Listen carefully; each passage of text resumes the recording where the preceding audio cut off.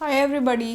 Today जो है आज जो है हम करेंगे क्लास 6 का एक चैप्टर है, छोटा सा चैप्टर है। और इसमें जो है मैक्सिमम जो चैप्टर्स है ना बहुत ही ज़्यादा छोटे छोटे हैं, लेकिन जो उनमें इम्पोर्टेंट टर्म्स आ रही है ना वो आपको पता होनी चाहिए। तो हम 10 से 12 मिनट में जो है ये चैप्टर कवर करने वाले हैं, जो कि है सेपरेशन ऑफ सब्सटेंसेस, कि आप सब्सटेंसेस का सेपरेशन कैसे कर सकते हैं। देखो, कोई भी कंसेप्ट जब हम पढ़ते हैं ना तो आपको सिर्फ एक आप अपने माइंड में जो है कंसेप्ट बिल्ड कर लीजिए।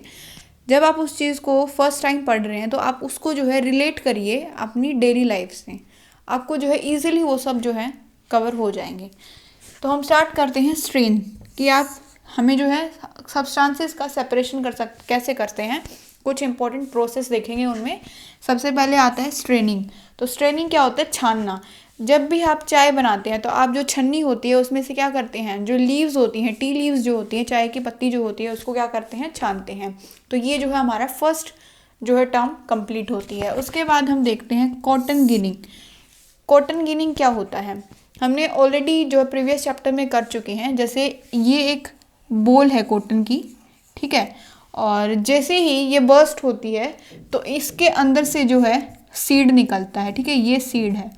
और इस सीड के अराउंड कुछ फाइबर ऐसे जो है लिपटे हुए होते हैं, और जब हम इन फाइबर्स को उस सीड से अलग कर देते हैं तो इस प्रोसेस को क्या बोलते हैं? कॉटन गिनिंग बोलते हैं। तो उम्मीद करते हैं आपको ये भी जो है कवर हो गया होगा। उसके बाद नेक्स्ट हम देखते हैं हैंड पिकिंग। हैंड पिकिंग क्या होता है?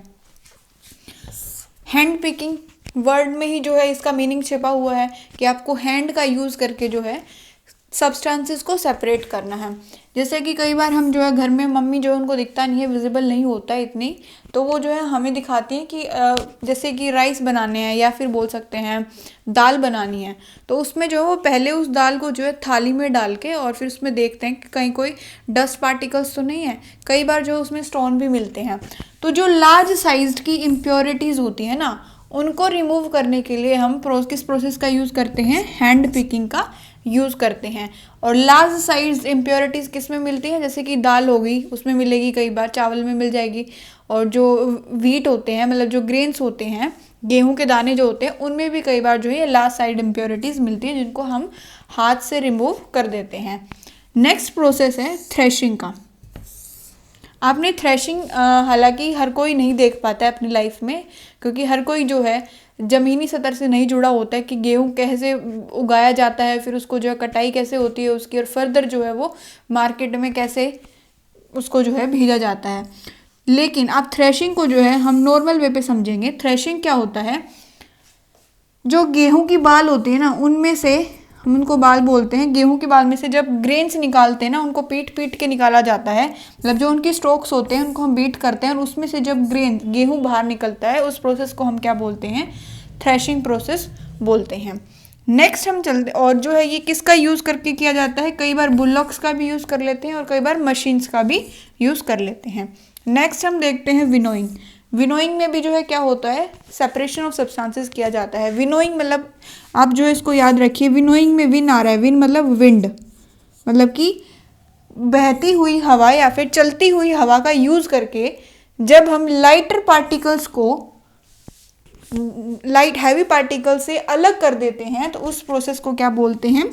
विनोइंग बोलते हैं। जैसे कि छाछ बोलते थे शायद, आई थिंक, उसमें जो है वो रेक्टेंगुलर शेप का ऐसे जो है ऐसे कुछ करके होता था, यूँ चौड़ा सा, और उसके जो है यहाँ पे जो है गेहूं रखते थे और फिर फैन की तरफ उसका फेस करके उसको जो है ऐसे ऐसे थोड़ा हिलाया जाता था, और उसमें से जो है जो गेहूं के अंदर छोटे छोटे हस्क पार्टिकल्स जो होते हैं ना, वो जो है उड़ के दूसरी साइड चले जाते थे। तो उस चीज़ को क्या बोलते हैं? विनोइंग बोलते हैं। इसको जो है आप घर पे भी कर सकते हैं। जैसे कई बार हम बुगड़े वगैरह खाते हैं, उसको जो है आप हाथ पे लेके जो है उसको थोड़ा सा क्रश करिए, और क्रश करने के बाद जो है आप उसको जो है एयर के थ्रू जो ऐसे करेंगे तो आपके जो है एयर के थ्रू जब वो जो बाहर की कोटिंग होती है ना चने की, वो उड़ के जो है नीचे गिर जाती है, और उसके बाद जो उसी प्रोसेस को हम क्या बोलते हैं? विनोइंग बोलते हैं। ठीक है, ये हमने देखा विनोइंग का। अब हम आते हैं सीविंग। सीविंग क्या होता है? ये भी जो है एक सेपरेट करने का तरीका होता है।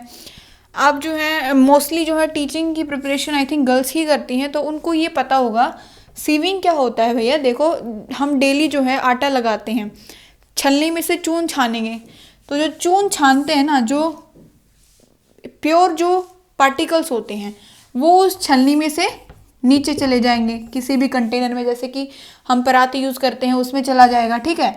और जो डस्ट पार्टिकल्स बचेंगे ना, बड़े पार्टिकल्स, वो जो है इस छलनी में ही रह जाएंगे, और उसको जो हम क्या कर देते हैं, बाहर की तरफ डाल देते हैं, आटे में से अलग हो जाता है। तो इस प्रोसेस को क्या बोलते हैं, सीविंग बोलते हैं। तो आप जो है हर शाम और सुबह क्या करते हैं, सीविंग करते हैं, किसका, फ्लोर का, आटे का, to separate the dust particles from them.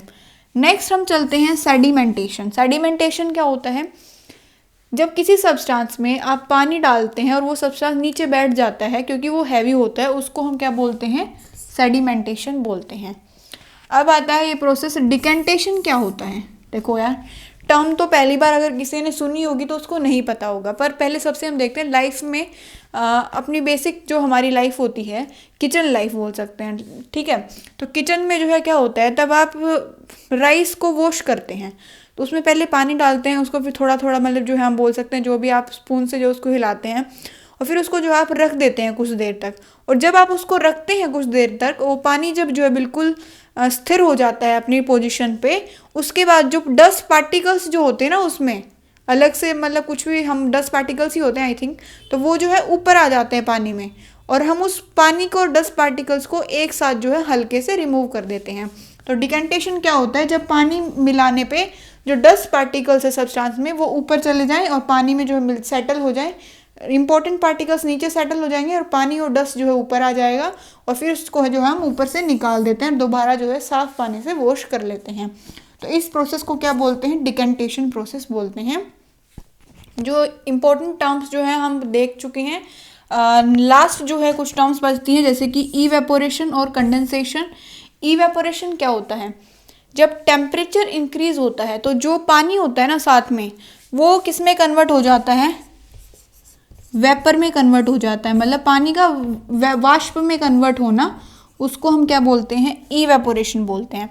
ये प्रोसेस कहाँ यूज़ होता है, जो समुद्र वगैरह होते हैं उनमें सोल्ट बनाने के लिए जो है ये प्रक्रिया जो है नेचर खुद कर देती है कि पानी का जो है इवेपोरेशन हो जाता है और नीचे क्या बच जाता है, सोल्ट बच जाता है, और उसके बाद जो हम उसको अदर मशीन्स के थ्रू प्योरीफाई करके यूज़ कर लेते हैं।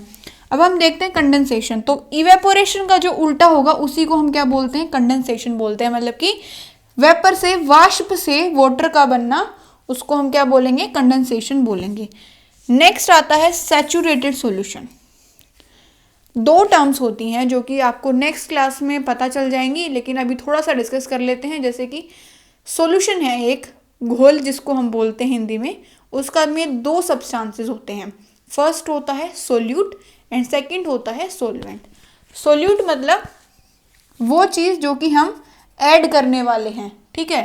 जैसे ये एक कंटेनर है, इसमें वाटर है और इसमें जो है हमें शुगर को ऐड करना है, तो जो हमारी शुगर होगी वो क्या होगी, सोल्यूट होगी, ठीक है।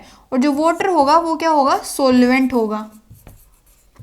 तो जब आप सोल्यूट को सोलवेंट में ऐड करते हैं उसको हम क्या बोलते हैं, सॉल्यूशन बोलते हैं। उसके बाद आता है सैचुरेटेड सॉल्यूशन क्या होता है। तो ये आपको जो है बिल्कुल इंपॉर्टेंट, इस चैप्टर में जो है मोस्ट इंपॉर्टेंट टर्म है सैचुरेटेड सॉल्यूशन।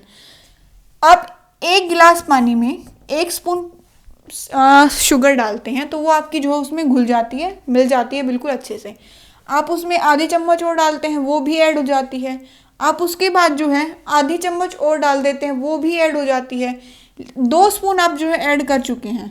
उसके बाद जब आप 3rd स्पून डालते हैं तो वो जो होता है सोल्यूट इसमें घुलता नहीं है, सॉरी मिलता नहीं है, तो जो ये है इसमें विजिबल एज इट इज़ पड़ा रहता है। तो जब सोल्यूट घुलना बंद हो जाए एक लिमिटेड क्वांटिटी के बाद, उसको सॉल्यूशन को हम बोलेंगे सैचुरेटेड सॉल्यूशन। सो उम्मीद करते हैं आपको जो है चैप्टर कवर हो गया होगा, और कोई आपका डाउट है तो आप जो है उसको कमेंट सेक्शन में डाल दीजिएगा। We will reply you as soon as possible. And अपनी प्रिपरेशन जो है अच्छे से करिए, एग्ज़ाम जो है अभी 20 डेज़ में आने वाला है।